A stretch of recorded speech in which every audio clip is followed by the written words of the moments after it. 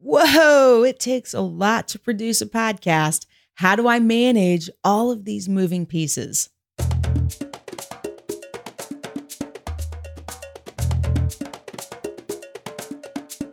Hello, friend.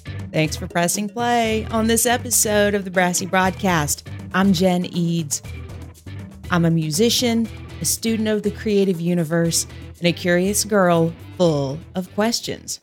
I'm also the head broad in charge at the Brassy Broadcasting Company, where I partner with the creators, the doers, and the makers of the world to put them in the ears, heads, and hearts of new audiences with podcasts and other audio goodness. If you're ready and you want more in-depth one-to-one coaching on your podcast workflow, audio quality, or help just jumping over some other podcasting hurdles, email me at Jen, Jen, at brassybroad.com to schedule a 1-hour consultation. This 30 days in a row of podcasting has really inspired me, and I'm ready to share that inspiration with you. When you schedule a 1-hour one-to-one with me before the end of the year, before December 31st, 2017, you are going to get it at a discounted rate of $97. And you're also going to get all 30 of the brass tacks of podcasting wisdom that I've recorded this month in November, plus all of the episode transcriptions with links and any templates that I have mentioned. Now let's talk about how to effectively manage your podcasting workflow. Let's start by breaking your workflow down into segments.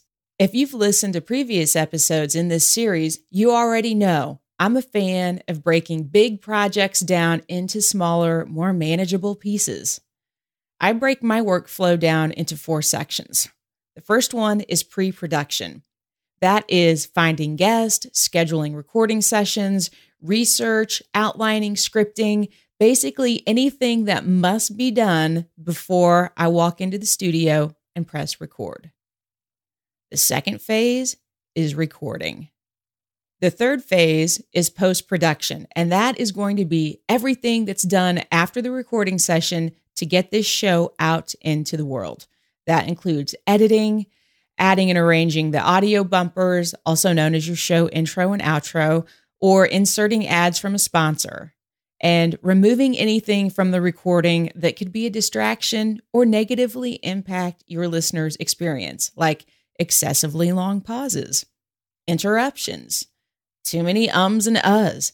Anything that's going to distract from your listener experience needs to go. And also, there's the audio polish. Take some time and remove that unwanted background noise or hiss, especially if the AC or the heat has been running. Add some EQ and compression to give your show that professional broadcast quality sound. My fourth phase is promotion. That includes social media posts, sending links to guests in an email so that they can share those links with their audience, and sending out an email newsletter, and anything else that gets that episode into new ears. So break down your production cycle. Now let's talk about podcast workflow management systems. You want to have a process in place. Even if you are still doing everything on your own, it's going to save you hours of time and frustration. And you never know when you might add someone to your production team. Maybe you're going to bring someone in to work on your show artwork or write show notes or handle the social media and promotion. You can manage expectations and workflow by having processes in place. Personally, I've used both Asana and Trello. Try a few systems out, see what works best for you and your team. Slack might also be a good option if you're working with a team. I've found that Trello works best for me because I like how the boards work and how you assign tasks and due dates. I encourage you to experiment with different systems and then stick with the one that works best for you and your application. And don't overlook calendars and spreadsheets.